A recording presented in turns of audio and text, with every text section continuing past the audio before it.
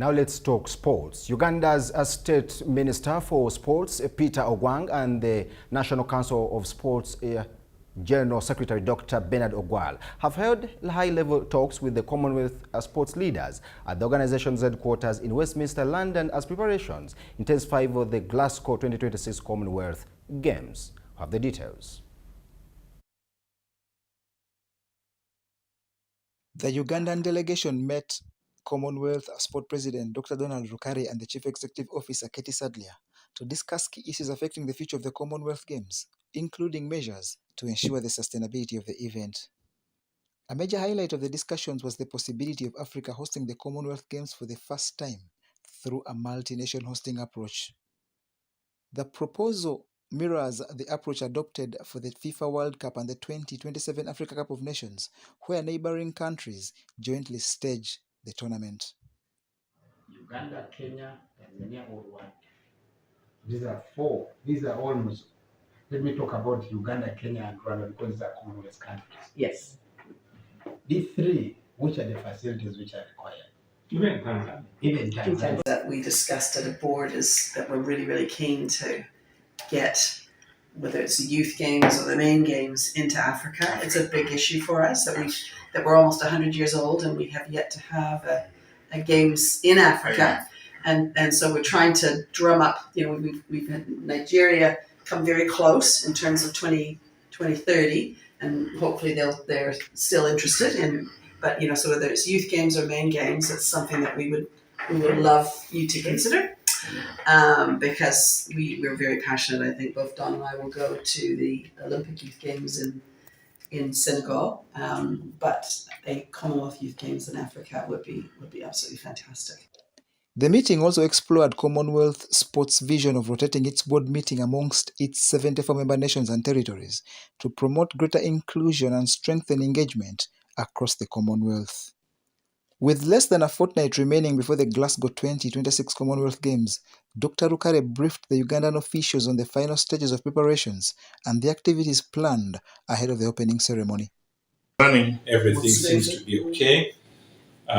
We are also happy to note that you'll be attending the sports ministers meeting because we would like to see how we can work more closely between the sports side and the ministers, and to see also how we can use that space to elevate the role of sport on government agendas. Like we know in Uganda, sports is increasingly getting more and more attention from His Excellency the President and our First Lady, who's our minister as well. And it's good that the budget, I'm sure has increased. The budget is improving. It has drastic. It is improving. To use the former Minister of Finance, it has taken off, which is good. So we're also building into Chogam, which will be in Antigua in November, and there'll be a sports forum. So again, we'd like to see how you can, maybe with your counterpart of the Minister of Foreign Affairs, to see how we can get sports higher on the agenda of governments in terms of where we are. So, Minister Ogwang expressed confidence in Team Uganda's readiness, saying the athletes are well prepared and determined to excel on the international stage. I am really want to put more pressure on boxing because that was one of our most priority sports. Right. Beginning 60s, 70s, but went down a bit. So now that is an area where for me I want to begin putting pressure in. We must reclaim our space.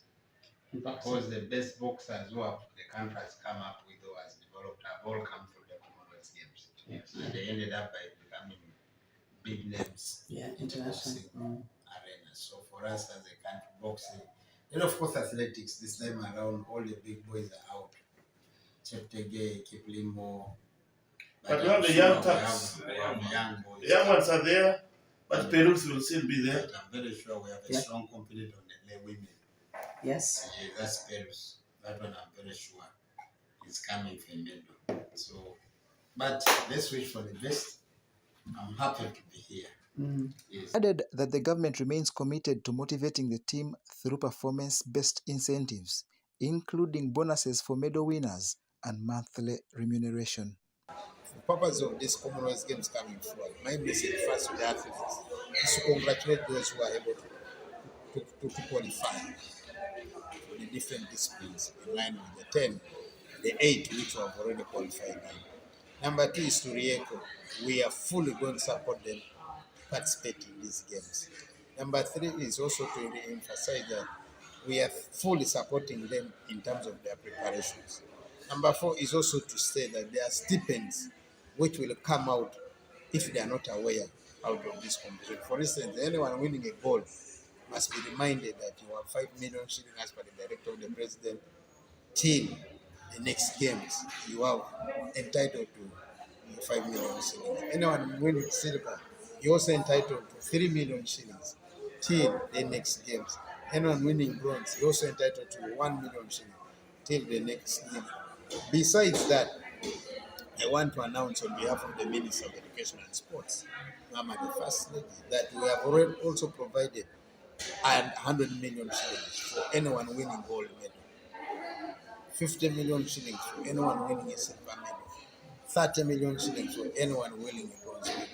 What does this bring? We really appreciate the role of our athletes.